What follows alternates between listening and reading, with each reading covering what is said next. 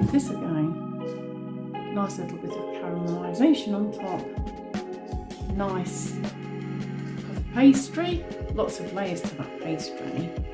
Very good structure. And there looks to be plenty of filling.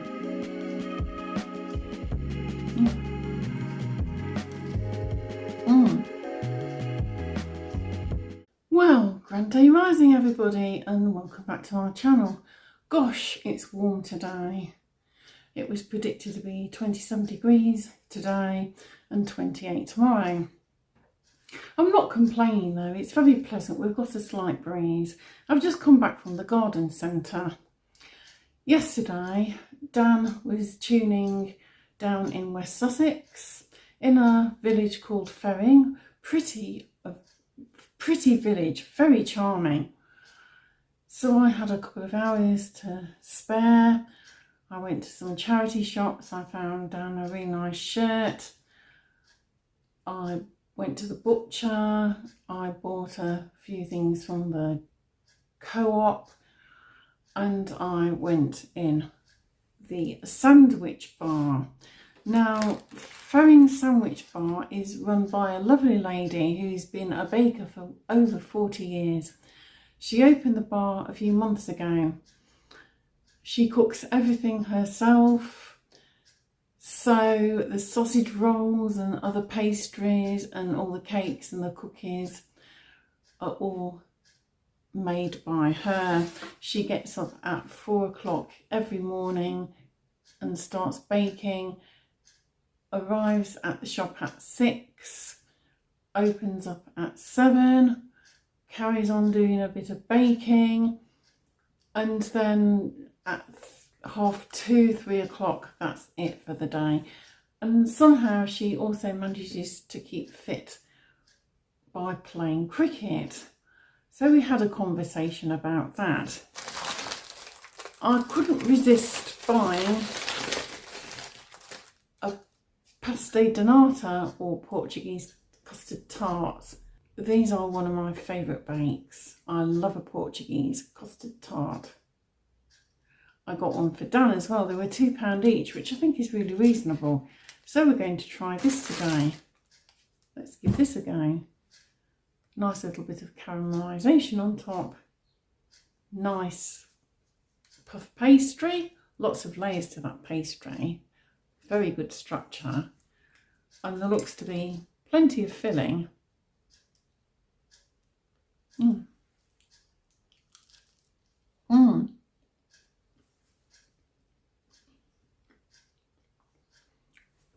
That's a good tart, even though it's a day old. It tastes really good. You wouldn't know. I like the lovely deep filling. It's got a good flavour to it. And it's not too sweet. Some Portuguese custard tarts are very sweet. This one's just right. The pastry is lovely and flaky. Lots of layers there. Very good.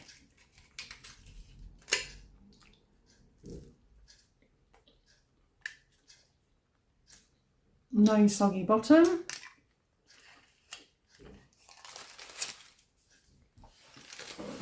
Good value for money.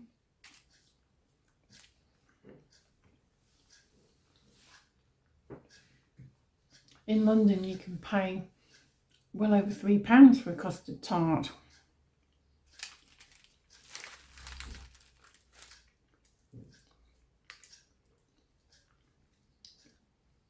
They're not as deep as a traditional English custard tart, but you know, it's just enough. This would go really well with a coffee,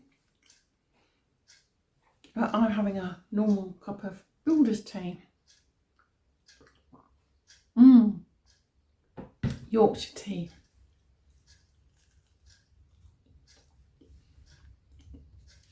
My favourite brand is Yorkshire tea, although I do like Twinings and Liptons as well. I'm not keen on many others. I don't mind Clipper either. They use unbleached tea bags if you choose the tea bag option rather than loose leaf. I do really like loose leaf tea though. I like to use one of my many teapots and my strainer, the traditional strainer with a handle on, just like Granny used to use. And it's not too eggy. The texture is nice and creamy.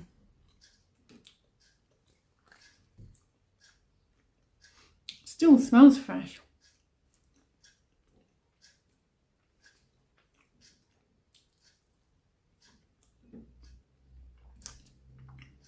It has a very smooth finish, which I really like.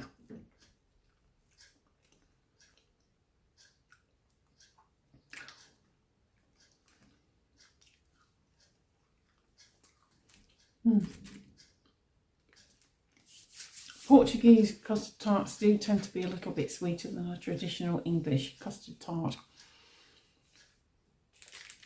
which I also really like. My nan used to make the best egg custard tarts in the world. If I'm going for a dessert, I do enjoy a creme brulee. And I also like panna cotta. I like that kind of texture.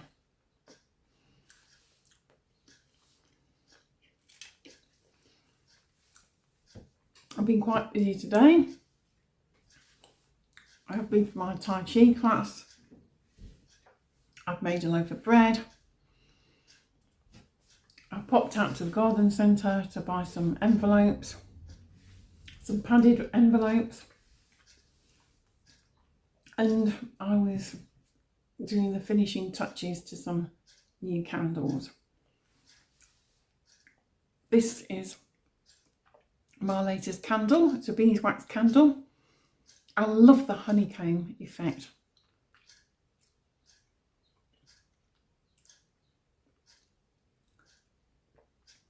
I like the cube shape and the overall design and the feel of the candle. This one has just got a little bit of organic jojoba oil. If you just use beeswax on its own, it doesn't necessarily burn terribly well. So candles always benefit from a touch of maybe coconut oil or jojoba oil. Or any essential oil if you want something fragranced, just to help it burn a little better. And then it's an organic cotton wick, which I also coated with beeswax. On the bottom is my candle warning label. That is a safety requirement. You should never sell candles without that. And then this is one of my very lovely extra large beeswax melts. So you can use these with an oil burner. And again, it's got a wax melt warning sticker on the bottom. I sell these ones in my online shop, catevans.com. As these are new, is this something you would like to see on a made to order, either in my online shop, catevans.com, or maybe even on Etsy as well? As you know, I have a Etsy shop as well. Is that something you would like to see? Is that something you would order? With the way things are, we could very easily have power cuts or energy crises. And especially in the UK, things are very unstable right now. Not that I'm trying to frighten anybody, this is just my story. But with everything that's going on in the world, and indeed in the UK, there's every possibility that we might find ourselves without lighting or heating at some point. So it's really important that everybody keeps a candle or two at home just in case of emergency. I also do 10-inch long dinner candles in beeswax, either white beeswax or yellow beeswax, like this shade. Batches do vary, some are very slightly paler than others. I always use a specific ratio for candle making, so if there is any difference in shade, it's usually because of the batch, not because I've added more oil to one batch than another. It is a natural product, so there are going to be variations. And of course I also do organic soya wax and organic eco olive wax candles as well. So it's very important, I think, that we all make an effort to do more prepping and make sure that we've got something to fall back on should the lights suddenly go out, if you'll pardon the pun. Anyway, back to this custard tart, which I've almost finished now. A sweet regret that I only bought one for myself and one for Dan. I could have quite easily eaten another, or at least half of another. I do prefer savoury, but I do have a sweet tooth. I've probably got a sweeter tooth than Dan has in some respects. I don't like very, very rich chocolate cake.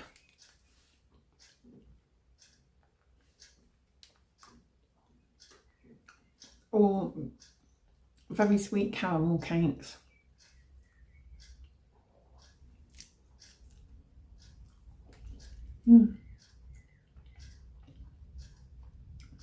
I'm partial in particular to a slice of Victoria sponge or a lemon cake with my friend's lemon curd in the middle.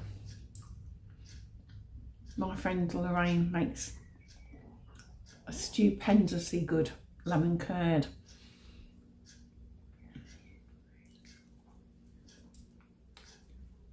But I don't like a lot of very thick frosting on any cakes, it's too much.